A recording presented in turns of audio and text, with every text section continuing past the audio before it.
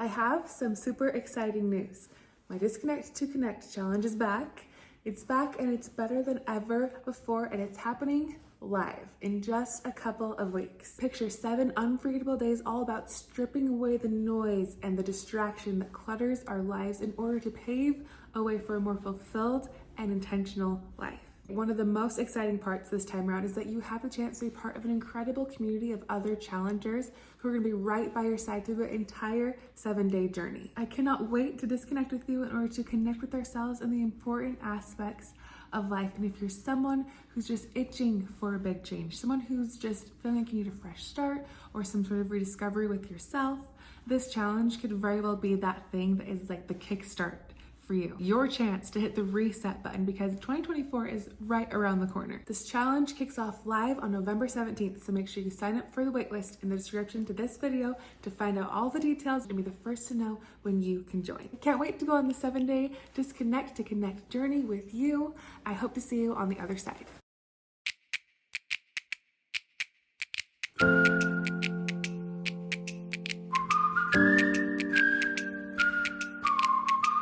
It's Carly Burr, and welcome back to Taking Life Offline. Can you start a business without social media in 2024? This is something I get asked all the time, and as you listen today, as we dive into this topic, be sure to leave a comment letting me know what your thoughts are. Do you think you can start a business in 2024 without social media, or do you think social media is absolutely essential and always will be? Let's start a conversation about this in the comments below. And if you're listening on Spotify, I will have a poll underneath this episode for you to participate in. And if you're on Apple Podcasts, go ahead and send me an email with your answer at carly@carlyburr.com. Like I mentioned, this topic is one of the most asked questions that I receive. It is a hot topic. People are always reaching out to me asking, can I start a business without social media? I will leave social media in a heartbeat, but I'm starting a business, or I want to start a business, or I have a business and I use social media for that business.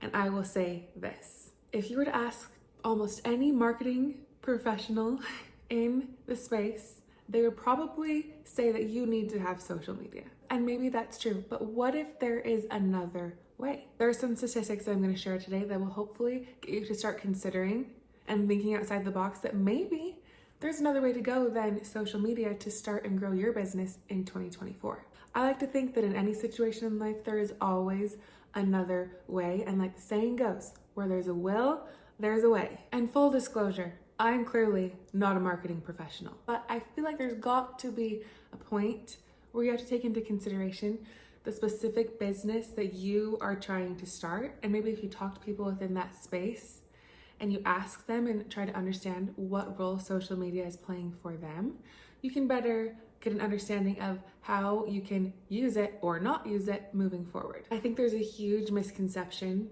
that lies within social media and business. I think people look at someone's business profile or someone's profile in general, and they base their success off of the number of followers or off of how popular their page seems to be. And through my research, that doesn't actually say anything towards the success of someone's company. It could be the smallest account and they could be a really successful business. It could be a huge account and they don't know how to leverage their audience. They don't have the right people who are following them who are actually their ideal client. So understanding and asking, are these Instagram followers, are these people actually converting to paid customers? I recently heard someone talk about this within the business space, saying how more so Instagram nowadays is used to nurture an audience rather than to acquire or attract new customers. She also shared this statistic. She said, organic reach on Instagram is declining 32% year by year, which is crazy. That is a huge number. Instagram makes money off of advertisements. So why would they willingly put your information in front of the people who you are trying to reach without you paying? They wouldn't. They want you to have to pay to get your content in front of the right people. It sounds like they're making it a lot harder for people to reach the right audience. Even the people who are already following them, that content isn't always being pushed to those people as well. So if this is true and Instagram is being more used to nurture an audience, or to be a place where your portfolio exists, where else could you nourish your potential or current customers? Maybe through an email list, maybe through a community app that exists outside of social media. I think this is something that should seriously be considered and some thought should be put into. And if you're someone who uses Instagram as your portfolio, a website is a great alternative to be able to have a space that is yours, that shows the work that you are able to do or the work that you have done. It can be a place where your portfolio lives online. And I understand that the trick is everyone's on social media. It's like free organic traffic.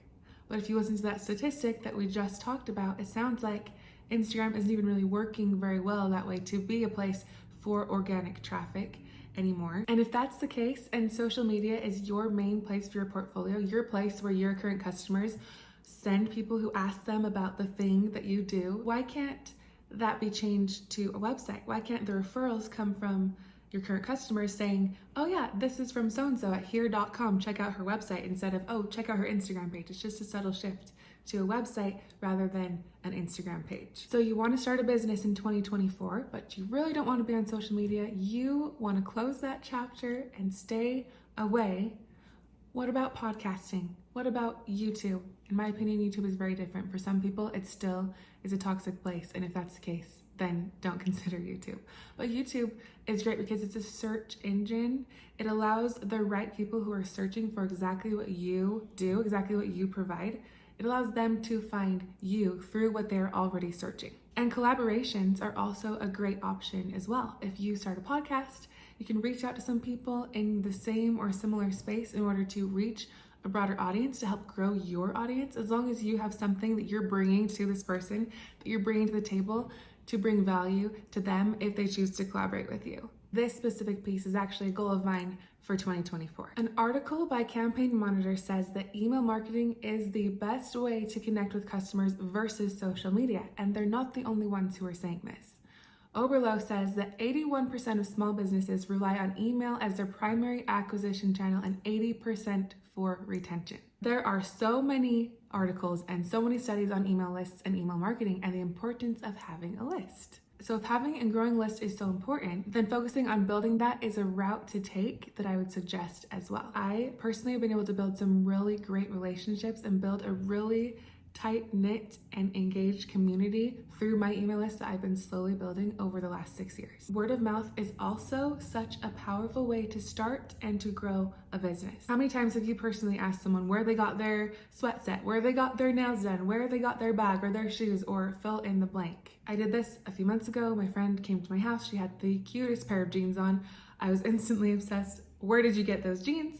She told me, sent me the link, and I bought them instantly on the spot. It was that easy, just because she showed up in the cutest pair of pants and I just had to have them. So that word of mouth, that walking, talking advertisement for you is a great way to start and grow a business. Or if you're looking for a new pediatrician or a new doctor, what do? You typically ask people that you already know, like, and trust in order to go somewhere where you know you're going to be treated well. Or say you try a new restaurant that was just absolutely delicious. You can't help but to want to share with everyone how amazing this new restaurant is, and you encourage them without them asking you to go and try this restaurant. You are advertising for them. Take note of these things that get you to talk and apply them in a way that makes sense to your specific business. All right, let's say you are starting a business that isn't product-based. It's not something people are going to see on you on the street or something they're really going to talk about with their friends. Maybe it's more of a service, more of an internal business that doesn't show externally. In this situation, I think collaborating is a wonderful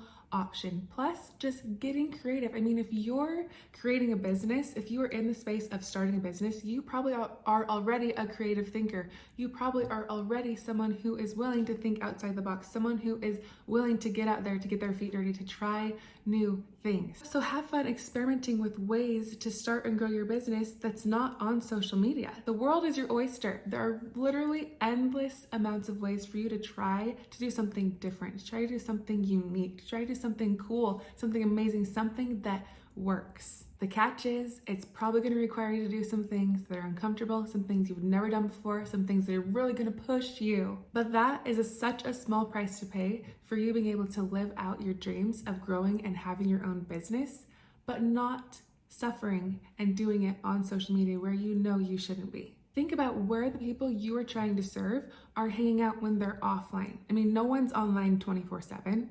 Where are they when they're not on social media? What types of things are they doing? What are they interested in? That way you can get a better idea of where you can show up offline. I also know people who have businesses and communities on social media and who absolutely love it. They enjoy the community that they've built there and it doesn't affect them personally. They're able to somehow separate the business from the personal, and that's wonderful if you're able to do that. But on the flip side, there are more people that I hear from who have a hard time separating the business from the personal, and they get sucked back into the cycle of what they were trying to avoid with their personal account through their business account. If you personally know that you can't tolerate being on the platform due to habits and patterns that are associated so strongly with you on these platforms, then you shouldn't. You need to decide what is more important. Also, being super honest with yourself about how social media is or isn't working for your business. For some people, it's worked and is working really well, but for others, it really isn't.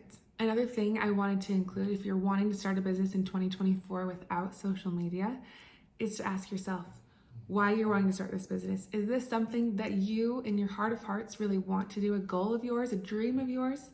Or is it something that you've kind of been pressured into doing or desiring because that's kind of the world we live in, is this hustle culture, this culture of having something on the side and reaching for more, because that's not for everyone and that's okay. And I'm not saying this to shut anyone down or to discourage you from chasing after your dreams. And I know social media is often a creative outlet for people where they feel like they can really share a piece of themselves and get creative online. But again, you have to ask yourself, at what cost? If social media is detrimental to your mental health, but you want to start a business, start one, but try it without social media because your mental health will always be more important.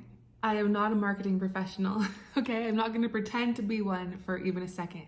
But these are just thoughts from my heart of hearts, as well as things that I've learned through my own research as I myself am doing this offline. Okay, look at this. My business is helping people get off of social media, right? If I were trying to be where my ideal person is, I would be on Instagram. That would be the smartest place for me to be for my business. But I don't want to be on Instagram. I don't want to go there and I won't go there. So I am willing to take it slow. I am willing to try other avenues. I am willing to do what it takes to do this offline.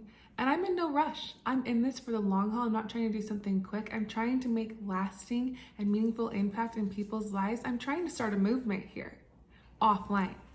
And the price I'm willing to pay for not being on Instagram is taking it slower, taking it at a different pace. And I'm okay with that. I've accepted that. So I encourage you to think similarly. Would you be okay with taking it slower in order to do it in a way that sits better with you?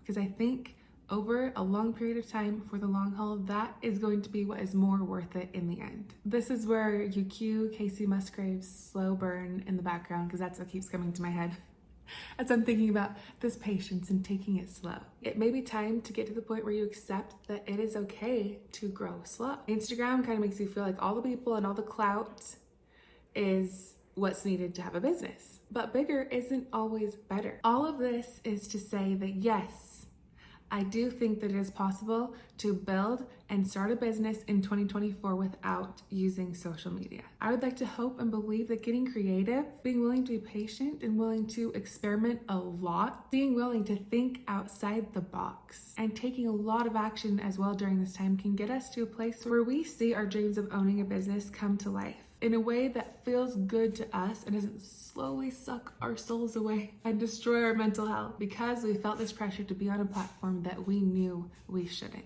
Prioritize your health and your well-being and don't lose sight of what actually matters. Go after and chase your dreams, but do not be afraid to try something new. All right, here is our action step for today. If you are an aspiring business owner or you're wanting to find other ways to grow your audience, grow your business without social media come 2024, I challenge you today to find out where your ideal people are hanging out offline and try to show up there. Take action and get creative towards ways that you can be in those places that your ideal people are offline. Do something today for your business and this initiative of taking it offline. It's time to begin your journey of experimentation and figuring out what is going to work for you. I have no doubt in my mind that you'll find a way through, although it may take longer. Be patient, and I hope that it will reward you in the end. Thank you so much for listening today. I hope that this episode is able to get you to act and think differently about starting your business without social media. Be sure to follow my show if you aren't already, and to share this episode with a friend who has been telling you that they wish they could leave social media, but they're stuck because of their business. Maybe this will be able to help open their eyes to other possibilities too. Have an amazing week, and I will catch you next Monday.